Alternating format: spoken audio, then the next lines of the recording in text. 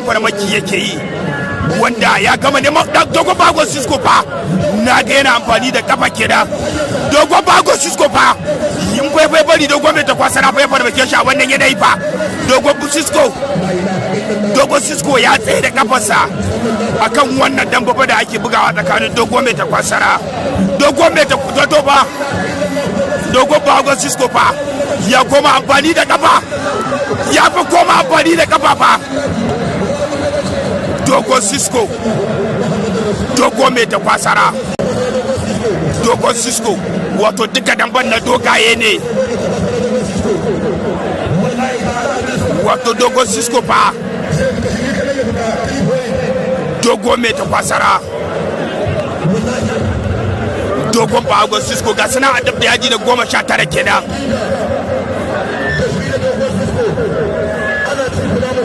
Dogon Sisko fa in fa ya fa bari fa Dogo mai Takwasara fa yana fa wannan fa baki fa. Dogo mai Takwasara yana amfani da dogon kari ne, yana tokare Dogon Bahagon Sisko, wato point guda 4 kenan a kafan Dogon Bahagon Sisko ga suna a dabda yaji da 19. Dogon Bahagon Sisko, Dogo mai Takwasara, wato Dogo mai Takwasara ba yana fa, wato Dogon Bahagon Sisko ya amfani, ya rasa wata dama daya kenan akan Dogo mai Takwasara, inda ya kamata a ce farmaki a wannan lokacin, amma bai yi farmaki ba. Dogo mai Takwasara, Dogo Bahagon Sisko, Dogo mai Takwasara, Dogon Bahagon Sisko, wato duka dabban da ya dabda yadi na 19 ake a wannan wasa. Dogo mai Takwasara, wato alƙalin wasa ya ce ba za a yi wannan wasa a dabda da'ira na 18 ba. Dogo mai Takwasara, Dogon Bahagon Sisko,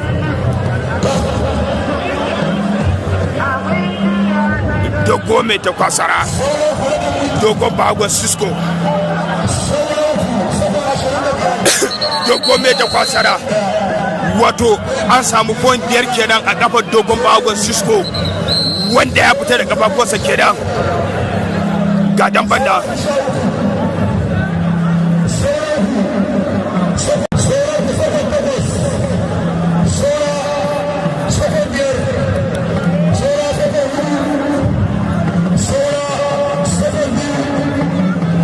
Dogo mai Takwasara,